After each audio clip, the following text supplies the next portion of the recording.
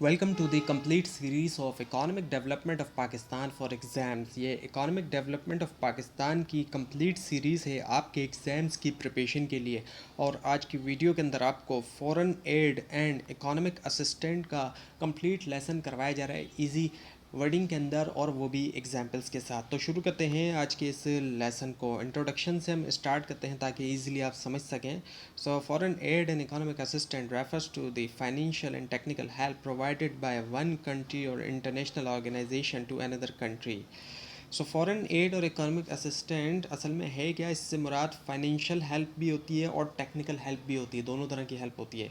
एक country provide करता है या फिर एक इंटरनेशनल ऑर्गेनाइजेशन प्रोवाइड करती है दूसरे कंट्री को, यानी कि एक कंट्री दूसरे कंट्री को भी प्रोवाइड कर सकता है, या फिर एक इंटरनेशनल ऑर्गेनाइजेशन दूसरे कंट्री को भी प्रोवाइड कर सकती है, फाइनेंशियल हेल्प भी और टेक्निकल हेल्प भी। और स्पेशली अगर हम देखें डेवलपिंग कंट्री जैसे कि हमारा कंट्री है, तो ताकि सपोर्ट किया जाए यहाँ पर इकोनॉमिक डेवलपमेंट को भी और स्टेबिलिटी को भी। तो ये इसलिए किया जाता है ताकि इकोनॉमिक डेवलपमेंट हो यहाँ पर और स्टेबिलिटी हो यहाँ पर। Now the sources of foreign add. अब फॉरेन एड आती कहाँ से है? मुख्तलिफ सोर्सेज से आती है। बायलेटरल सोर्सेज होती है, यानी कि डायरेक्टली दी जाती है एक कंट्री से दूसरी कंट्री की तरफ, तो इसको हम बायलेटरल कहते हैं। एग्जाम्पल देखें तो जैसे कि यूएस प्रोवाइड कर रहा है एड, और इसके अलावा चाइना इन्वेस्ट कर रहा है सीपेक के प्रोजेक्ट के अंदर। मल्टीलेटरल सोर्सेज की हम बात करते हैं तो इसमें एड प्रोवाइड की जाती है और इंटरनेशनल ऑर्गेनाइजेशंस की तरफ से, और सबसे कॉमन अगर हम एग्जांपल देखें तो वो है आईएमएफ, इंटरनेशनल मॉनेटरी फंड। इसके अलावा वर्ल्ड बैंक भी आ जाता है और एशियन डेवलपमेंट बैंक एडीबी भी आ जाता है। प्राइवेट सोर्सेज भी होती हैं, यानी कि एड आती है एनजीओ से, नॉन गवर्नमेंटल ऑर्गेनाइजेशंस होती हैं, चैरिटीज़ होती हैं, और प्राइवेट ऑर्गेनाइजेशंस भी होती हैं। तो एग्जांपल ले तो जैसे कि इंटरनेशनल एनजीओज़ वर्क कर रही हैं एजुकेशन सेक्टर के अंदर और हेल्थ सेक्टर के अंदर, हम देखते हैं। फॉर्म्स ऑफ इकोनॉमिक असिस्टेंस की हम बात करें तो फॉरेन एड जो है वो आ सकता है डिफरेंट फॉर्म्स के अंदर। ग्रांट्स आ सकती है, ऐसी फाइनेंशियल एड जिसको दोबारा पे करने की ज़रूरत नहीं, उसको हम ग्रांट्स कहते हैं। एग्जाम्पल देखें तो जैसे कि फ़ंड्स दिए जाते हैं स्कूल्स बनाने के लिए या हॉस्पिटल्स बनाने के लिए, तो ये ग्रांट्स के अंदर आ जाते हैं। लॉन्स की अगर हम बात करें तो ऐसा लॉन से मुराद वही पैसा है जिसको दोबारा पे किया जाएगा और साथ में इंटरेस्ट भी दिया जाएगा। और इसकी एग्जांपल देखें तो इसमें आईएमएफ के लोन आ जाते हैं इकोनॉमिक स्टेबलाइजेशन के लिए। टेक्निकल असिस्टेंस की अगर हम बात करें तो इसमें प्रोवाइड की जाती है नॉलेज, एक ऐसी नॉलेज जो नहीं है कंट्री के पास, साथ में स्किल्स जो नहीं है वो प्रोवाइड किए जाते हैं, और टेक्नोलॉजी भी इसमें आ जाती है। एग्जाम्पल देखें तो जैसे कि एक्सपर्ट्स आके हेल्प करते हैं एग्रीकल्चरल टेक्निक में। अब यहाँ पे जो एग्रीकल्चरल सेक्टर इतना पीछे है, मतलब उसके हिसाब से टेक्नोलॉजी या फिर मेथड्स के हिसाब से, टेक्निक्स के हिसाब से, तो एक्सपर्ट्स बाहर से आके जो है वो गाइड करेंगे किस तरीके से उसको इम्प्रूव किया जाए। इसके अलावा प्रोजेक्ट एड्स भी होती हैं, इनके ऐड दी जाती है ख़ास प्रोजेक्ट्स को, जैसे कि कंस्ट्रक्शन होना, डैम्स की, रोड्स की, पावर प्लांट्स वगैरह की। और कमोडिटी एड्स होती हैं, इनके सामान प्रोवाइड किया जाता है जैसे कि फूड्स है या रॉ मटेरियल वगैरह, जैसे कि वीट सप्लाई करना फूड शॉर्टेज के दरमियान।